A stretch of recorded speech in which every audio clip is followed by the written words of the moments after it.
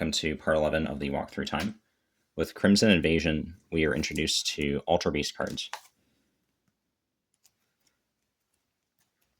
Things like so the holo looks like it's just the same holo as Gem 7, and they also came in non-holo variants, like this Buzzwole. And we had Ultra Beast GX cards. You can see the GX is a little bit different, so they feature this. Looks like it's coming out of an Ultra Wormhole in the background, but the full arts are very similar. But you can see normally these borders here are blue for standard GX cards, and there's a blue outline of the character. For the Ultra Beast, it's red, so both the frames and the outline are red, and also the name GX is red instead of blue. And they had an interesting characterization of Necrozma. So normal Necrozma, as you can see, is not considered an Ultra Beast, but when it's combined with Solgaleo or Lunala, it is considered an Ultra Beast. Then we had one Ultra Beast evolved, the Poipole Naganadal line. So the Ultra Beast could also be uncommon.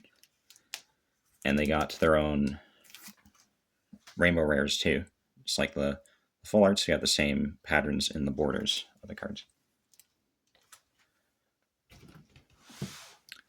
Fossils are back for Gen 7 with Kabuto. And this is different than what we saw in Gen 5, Gen 6. We see that for these, so this is a generic unidentified fossil, and then Kabuto will evolve from it.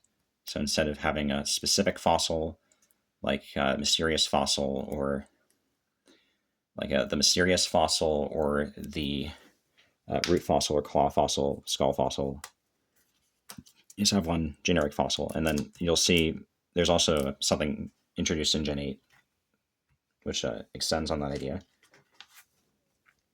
We got some Prism Star cards on this time, which you see they feature a holographic border and the diamond in the middle, and all of it has this wave pattern. And then you have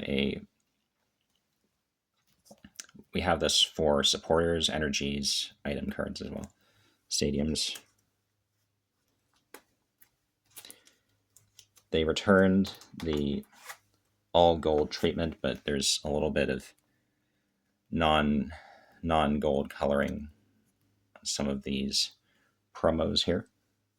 This isn't a promo. This is just pulled from Dragon Majesty. So the dragon focus theme in Gen 7. Yeah. Prism Star supporter. And another callback to that same Neo Genesis Sneasel card. They really love that one. They had a lot of reprints in this Celestial Storm set. This is a Detective Pikachu promo, because Detective Pikachu movie was released around this time, and they had an entire set dedicated to Detective Pikachu. All of the cards in the set were holographic. So both the commons and the rares.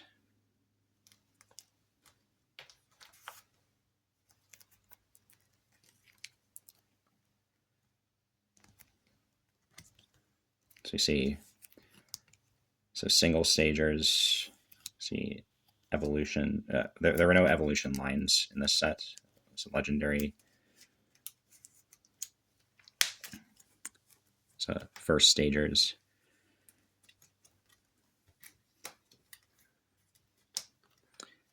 And we see this is in the same art style as Detective Pikachu, but it's not part of that set. Just a promo Greninja GX.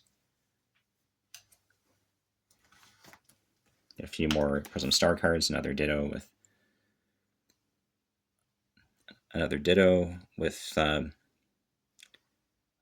okay, this evolves into any stage 1. Yeah, so echoing the transformation theme, and then another random stadium.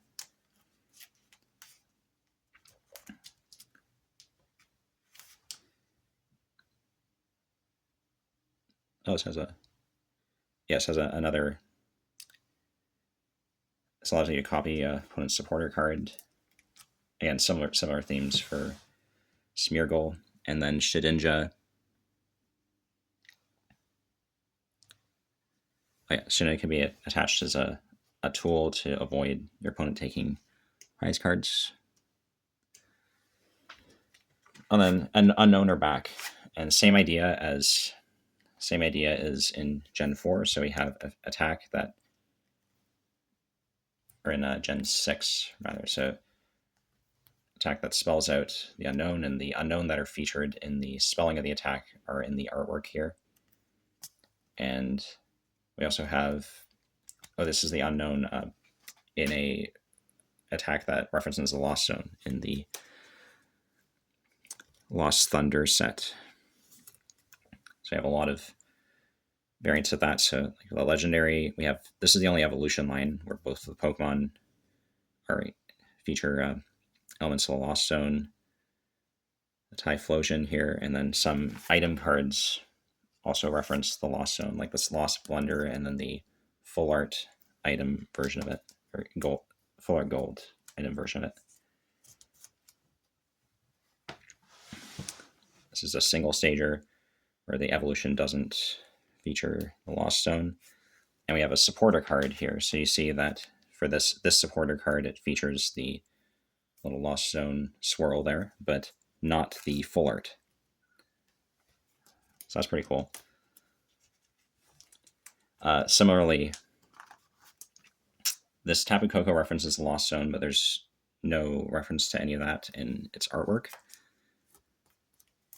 And the Giratina, the mascot of the Lost Zone, doesn't appear to have, it doesn't have any Lost Zone effect in the Lost Thunder set, although it did appear. It's interesting. For the GXs, none of them feature any Lost Zone elements, like the Marowak Bocephalon, which reflects the Ultra Beast GXs, or the full arts.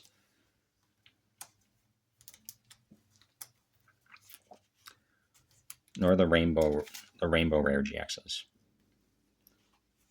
There's no Lost Zone to be seen there. We get more alt arts like the Dedenne promo, and they introduced tag teams in Tag Team. So here's Pokemon with its regional variants to Ultra Beasts. And they had full art gold stadium cards as well during this period. And the full art Tag Team GXs feature the two Pokemon on the front. They had this obscure mechanic for, they made three of these GX crystals, one for normal, dragon, and flying, but they didn't make any others. It's interesting. In addition to the full arts, Tag Team Pokemon also got these Rainbow Rares. And that brings us to Hidden Fates, which is the biggest, had a shiny vault bigger than the actual set that featured all these Pokemon with shiny variants.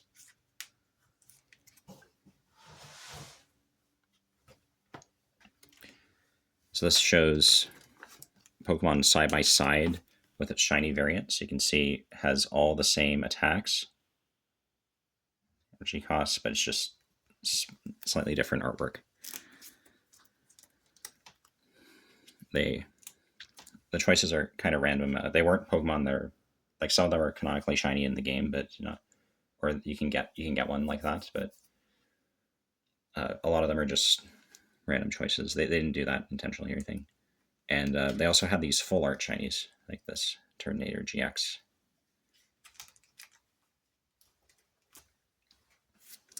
Some of the Ultra Beasts got shinies too in the regional forms. And just like the baby shinies, The full art shinies are just slightly different artwork to the original card that was released in a previous Gen Sun and Moon series set. This is a trainer card featuring Cynthia with a shiny Lucario and was probably a shiny Garchomp. It's really cool. We also got this full art Tapu Koko. Again, features some non-gold elements to it. Some Pokemon were featured in more than one tag team card, like this, like Charizard is included in this tag team Charizard and Reshiram, and this tag team with a Braixen. Yes, it's one of the only middle stagers included in one of these tag team cards. And also, this features a legendary with a non-legendary, which they did a bit. It's cool to see that operation. Whimsicott not released during Lost Thunder. You can see there's no reference to Lost Zone anywhere on the card.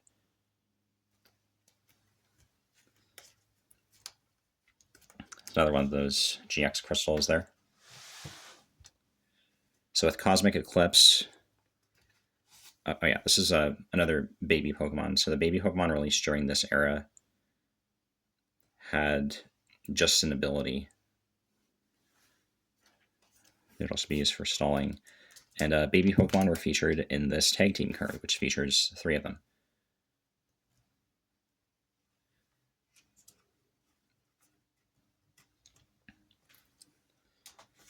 Another alt art. This isn't an owner's Pokemon, it's just a Vileplume, but it features Eric on the art, which is cute. And they also released some tag team supporters, like this Misty and Lorelei, and they had full art variants.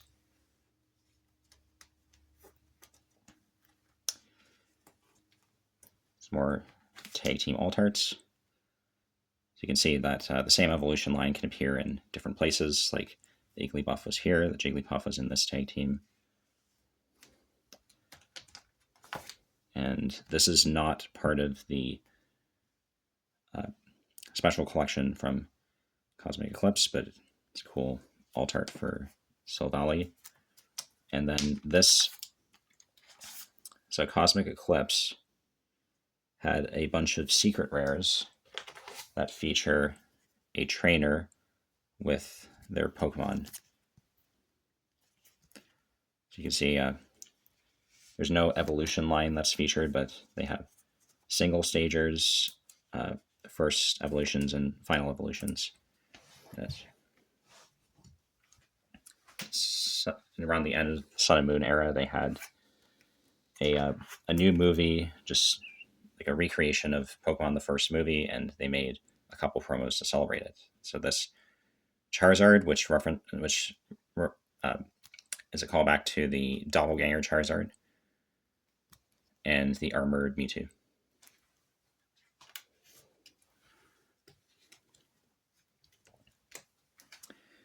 In Sword and Shield, we have the introduction of Pokemon V, like Victini, for example. Some of them got more than one. And all Pokemon V are basics. So Alakazam, back again. Made one for him. That's what a full art looks like.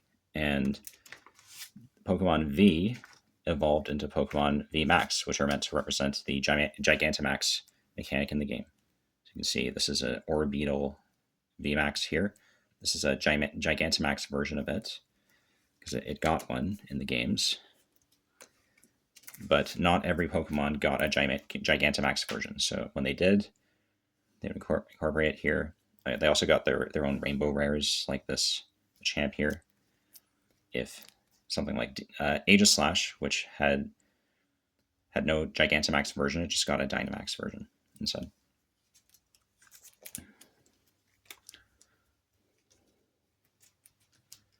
All right, so I'll be back with part 12 next time.